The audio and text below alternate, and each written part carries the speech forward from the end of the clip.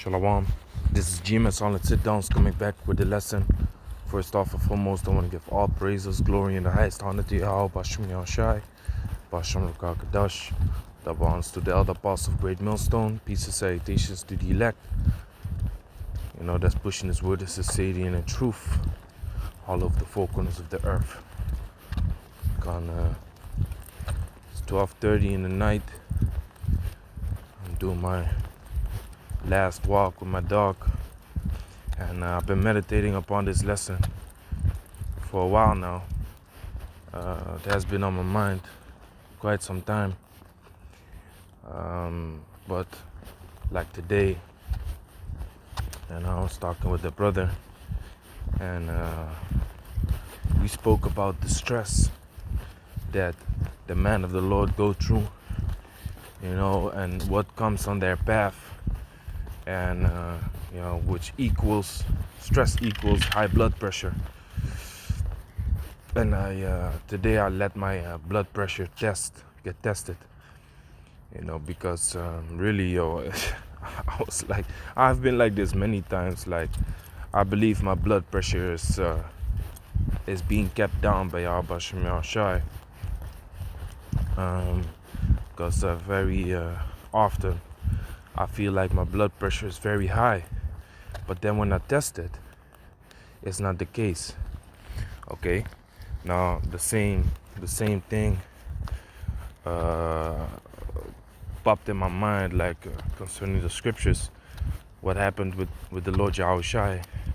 The sweating of blood is actually a real thing, and that shows you the heaviness. Of course, first off and foremost, the heaviness that was upon his shoulder to carry all the iniquities of the people. But also, it shows you the footsteps wherein we would gonna have to follow. Okay, what did Yahushua say? Bear ye the cross and follow after me. Okay, which the cross is all the things that come with this truth. Okay, all the things that come with this truth, we have to carry it and we have to endure it until our rest is come. Okay, now when I was talking about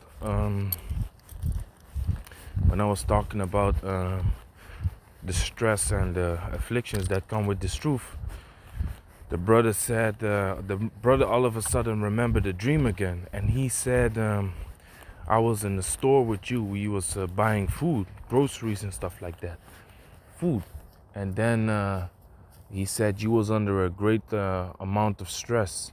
And then all of a sudden, this pillar popped up on which you can rest. And he said, like, when that happened, you was happy that you could rest. So something to that effect. Basically, the rest finally came. So hey, we are waiting for that rest, man. We are waiting for that rest. That we can cease from dealing with all this bullshit, man. Because really, the thing is, oppression maketh the wise man mad. So if you know that you're supposed to receive better, if you know that you are the kings of the world, if you know that, the Most High is probably dealing with you through the Spirit by giving you all these breakdowns and all these and the Spirit to make these lessons, to go out in the highways and byways for 5, 10, 12, 15, 17, 30 plus years. If you know that, if you see that Spirit is on you, and then a weaker vessel, in this world called the female, just talk mad dog shit towards you. Okay, that's that oppression. It make it a wise man mad, because it's not supposed to be like that. What did King David do to his wife, Michal, the daughter of Saul? What did he do? She was talking mad dog shit to him too, and he said, "Am I not the anointed of the Lord? Did I not carry the ark of the Lord, back into Israel? Have I not given the victory to Israel and brought peace? Am I not that king that was chosen by the Most High? Because she was out of place, man. She was out of place, and she just thought that she could, talk mad dog shit towards the king of Israel, man. The anointed of the Lord. Okay? So, what did King David do? He basically made her barren physically, man. You know? Now, what is it to make barren? Not physically, that's not what I'm trying to say. I mean, he made her barren by his own power, meaning he didn't give her no children. Now, how can you allow a woman not to get children? By not having sex with her. So he was like, hey, you know what?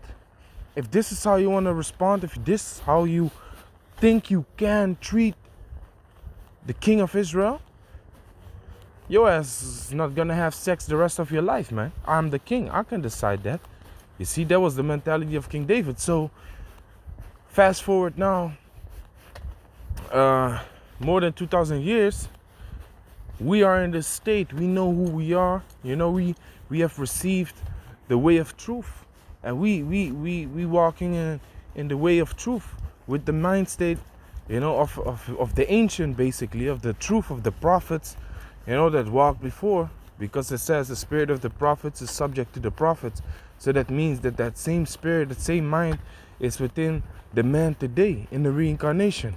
So here it is, we walk around with that, and then we have two pieces of shit, aka females, people of the world, heathens, talking mad shit to us. That's what make it a wise man. Now, to go to the point of my lesson, what happened to the Lord? He sweat blood. Okay? He sweat blood. Now, I want to show you what that really goes into, man. So this is Luke chapter 22, verse 44. And being in agony, he prayed more earnestly, and his sweat was as it were great drops of blood falling down to the ground. So this is when the Lord asked if the cup could not pass from him. Okay? If the cup could not pass from him, because he also was under great stress, man. He had to carry the burdens and the iniquity of all the people of Israel. Okay? Now what happens with Israelites when they are under a heavy amount of stress? The white of their eyes turns red. Okay? The white of their eyes turns red. Try and wake up your dad, or if you are, an elderly man yourself, go to sleep and put your alarm on a very high volume next to your head, and then wake up and look at yourself in the mirror. Then you're gonna see what happens to your to the white of your eyes. Basically, the veins in your eyes, they burst, so the white of your eyes becomes red, because that stress that is upon you. Okay. And also another thing is because of liquor. Okay. Now, what happened to the Lord Yahushua? He sweat blood, and that is actually a real thing. That's a real thing, to sweat blood. Okay, and there are so-called scientific reasons for it that Esau investigated, because of course he is looking up the validity of the Bible. Like, is this actually true? Does this actually exist? And yes, it does. Okay, so the thing it's called is hematidrosis. It says hematidrosis, also called blood sweat. It's a very rare condition in which a human sweats blood.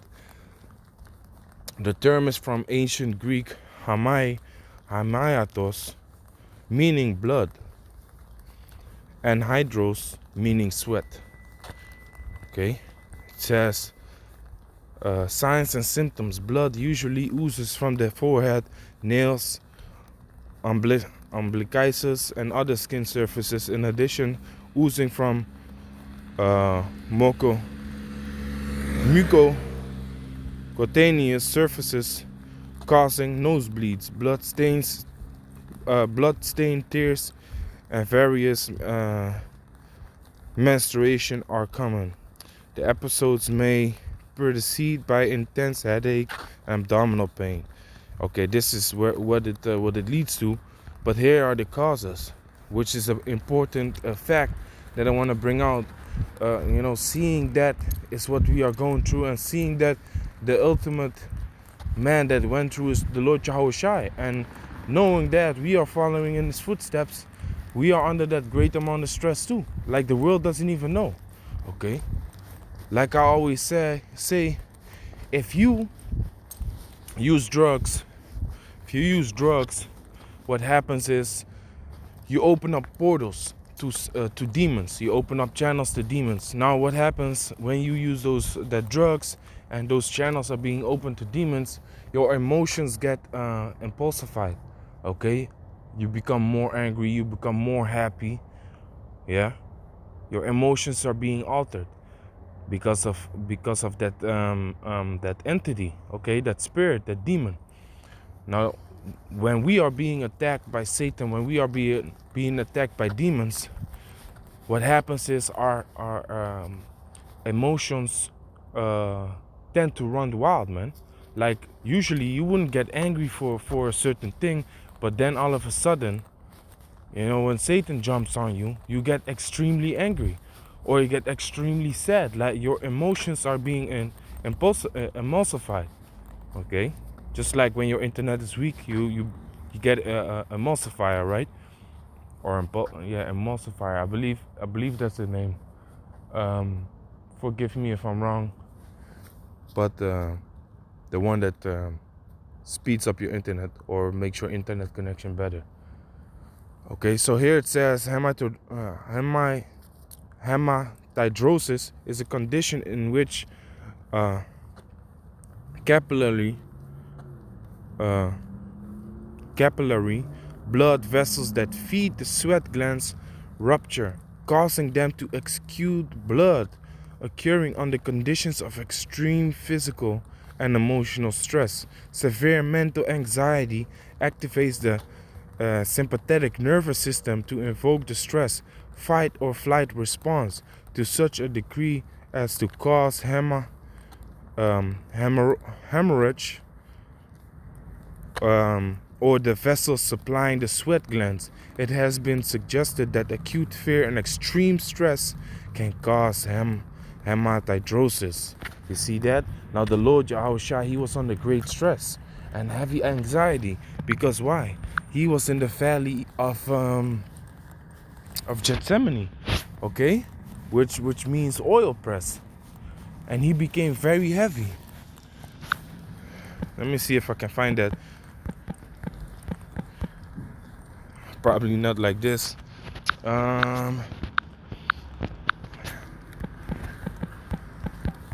It's in the book of Mark. I know that. It's freezing outside, man.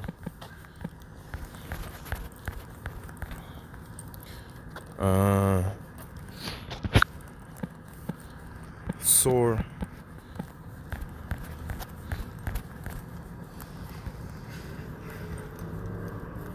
Yeah, this is it. This is Mark chapter 14 verse 32. And they came to a place which was named Gethsemane. And he said to his disciples, sit ye here while I shall pray. Which this is the same account that we just read of, but in the book of Luke, where the blood sweat is being mentioned. Okay, now we reading it in the account of Mark, which is it's the same account, but from different types of view from people. Okay, if you look from the east towards the west, you might see it this way, but if I look from the south to the north at the same situation, I might experience it a different way. Now that's what the book of Luke, Mark, John, and Matthew is all about.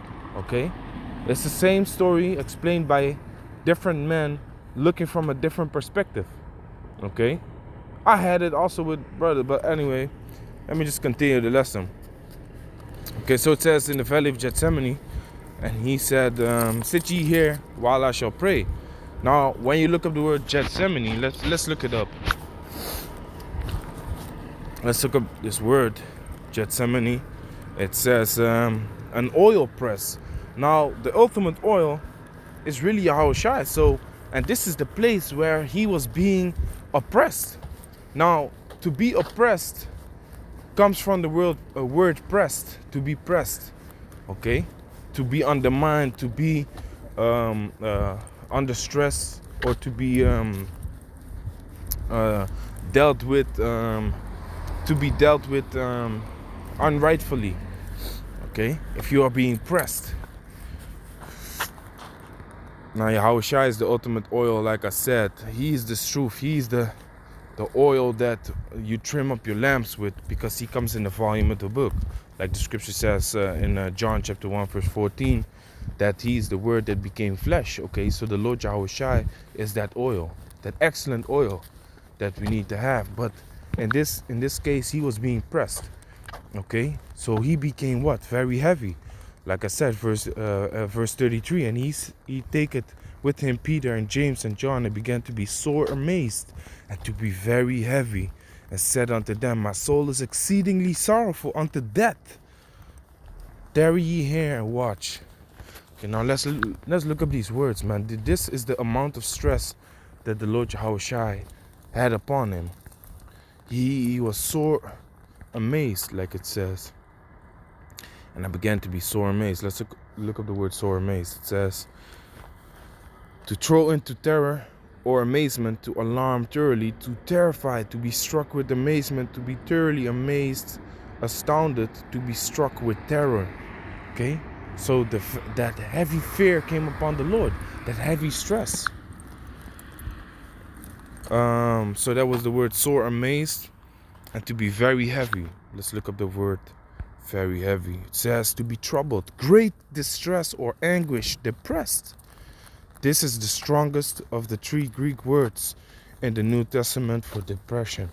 So the strongest, the most high level word to explain stress is being used from the Greek, which is adamoneo. Strong's G85, adaimaneo. Adaimaneo.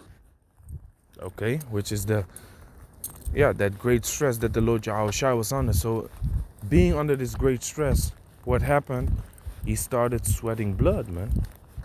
The Lord started sweating blood. And like we just read, hematidrosis, it says it has been suggested that acute fear and extreme stress can cause hematidrosis. Now my point is that us walking in this truth, we're gonna go through these things too. I'm not saying the stress is gonna be so heavy that we're gonna sweat blood also, but as we walk in this truth, as we go through these things, that we have to deal with according to the scriptures, we're gonna be under great amounts of stress too. And like I said, dealing with fighting against Satan, is gonna cause your emotions to be spiked even more. Like the world is looking at you and don't know what the hell you are going through, man. What is happening, how you're being constantly attacked by demons. Okay, brother was saying that I put up a prayer to cast out demons, by a request of a brother in America. And then another brother was listening to the prayer yesterday. I believe he put the comment, or today maybe, and he said that while the prayer was being read during the show, there was a spirit that left his closet, man. A spirit left his closet. So there's a fight going on that the world cannot see. Okay, that's why this truth is also being compared to a lonely path. Okay, a lonely path. King David compared it to a sparrow sitting on the rooftop on his own. Like he's just there chilling on his own, man, because nobody understands him. Nobody knows what he's going through. Or like a pelican of the wilderness. Okay? A pelican is not supposed to be in the wilderness. A pelican is supposed to be by the seashore. So when a pelican is in the wilderness, that means he's on his own, man. Now that's how this truth feels oftentimes. Of course, you have brothers that walk with you in this truth, But really, hey, work out your own salvation with fear and trembling, man. You know, the times that you deal with heavy things and you are sore amazed too. You are terrified. You are very heavy. Okay, those times are coming too, and are already here. Brothers are already going through extreme amounts of stress, man. Hair falling out. Okay, brothers getting gray on a quick pace. Like last year, I looked at brothers. They wasn't gray like this. In 1 year, they turn gray, man. Extremely gray. Okay, I have gray hairs popping up also. You know, and I'm a young man. I'm 26 years old. I'm about to turn 27. But hey, you see. So those are the things that we're dealing with, man. Now here it says also in verse 34, Mark 14 and 34, and said unto them, my soul is exceedingly sorrowful unto death. Now to be sorrowful unto death, yo, that is not a light thing, man. To be sorrowful unto death. You know, that means to be so sorrowful that, you know, basically you just want to give up the spirit, man. Exceedingly sorrowful. It says, very sad, exceedingly sorrowful, overcome with sorrow, so much as cause one's death. Like I said, you know, so much sorrow and stress that you might die, man. You might die from the stress. So, like I said, man, the stress was so heavy upon the Lord Yahushua, he started sweating blood. Okay. Now, what does the scripture say?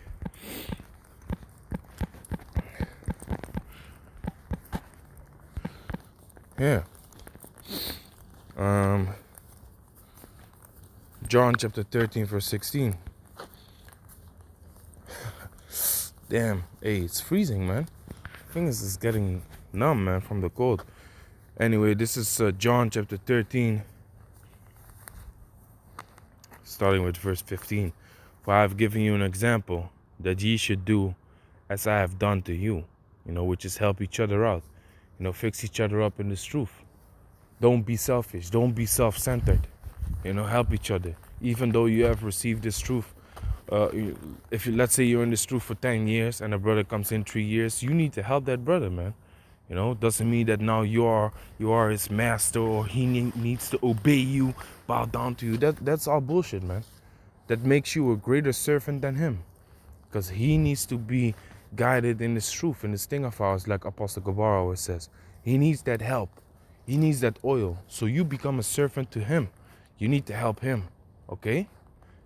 Stop that proud spirit, man. Do your job. Help these brothers out and become a servant unto them, because they're gonna come to you and ask for the breakdown of the scriptures. If you are still concerned about your own bullshit, your own worldly affairs, you know, instead of sitting down with them and helping them, hey, you need to examine yourself and ask yourself if this truth is really for you, man. Because here it is, you, like the scripture says, to whom much is given, much is required. So if you have that wisdom, knowledge, understanding of the scriptures, you know, the longer you are in this truth, the more is required of you, because you have brothers coming in and desiring to learn also the way of righteousness, man. Okay, so here, John chapter 13, verse 14, verse 15, yeah, which goes into verse, which the explanation of verse 15 is about verse 14. Let me read that too. John 13 and 14. If I then, your Lord and Master, have washed your feet, ye also ought to wash one another's feet. For I have given you an example that ye should do as I have done to you. Verily I say unto you, the servant is not greater than his Lord, neither he that sent greater than he that sent him. If ye know these things, happy are ye that do them. Okay. Now the other one says, so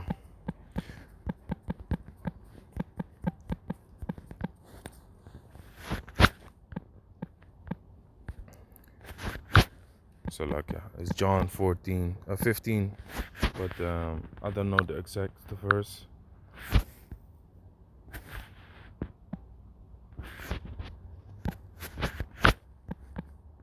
John 15 and 20 says, John 15 and 20, remember the word that I said unto you, referring back to the John chapter 13 that we just read. The servant is not greater than his master, than his Lord. If they have persecuted me, they will also persecute you. If they have kept my saying, they will also keep yours. So the Lord went through these things. Now we are not greater than the Lord, so that means that we are not gonna evade these things. We're not gonna evade the stress. We're not gonna evade the pressure, being pressed, being oppressed, being humiliated. Okay, we are not gonna avoid that. We're not greater than the Lord. So if He went through these things, we're gonna go through these things too. That's how simple it is. Okay, that's how simple it is, man. We're gonna have to go through these things too. Okay. So, verse 21, but all these things will they do unto you for my name's sake, because they know not him that sent me. You see that? We're going to have to go through these things. Okay, last scripture, Acts 14 and 22. Confirming the souls of the disciples and exhorting them to continue in the faith, and that we must through much tribulation enter into the kingdom of the Most High. Now, if you look at the word tribulation, it says what? Tribulation. A pressing together, pressure. You know, like I said, it goes into oppression. You see? To be pressed goes into oppression. Now that is why the Lord was over there in the valley of Gethsemane, which means oil press. The ultimate oil, which is the Lord Jehoshua, he was being pressed. Okay, he was being afflicted. Like it says here, pressing together, pressure. Metaphorically speaking, oppression, affliction, tribulation, distress, straits. You see? That's what it is, man. So, as a disciple, you cannot go into the kingdom of the Lord Jehovah Shem Yahushai without being oppressed, without being in great distress. And like I said, the stress of the Lord Jehoshua was so great that his sweat turned into blood, man. So you can only imagine what awaits us in this truth. That's why the Apostle Paul, he sent Timothy to the brothers in Thessalonica to comfort them, man. To comfort them in this truth. Okay? To comfort them in this truth and to exhort them, which is to strengthen. And to tell them that we are appointed unto the trials and tribulations of this truth, man. We are appointed unto it. We can't dodge it. We can duck it and dodge it.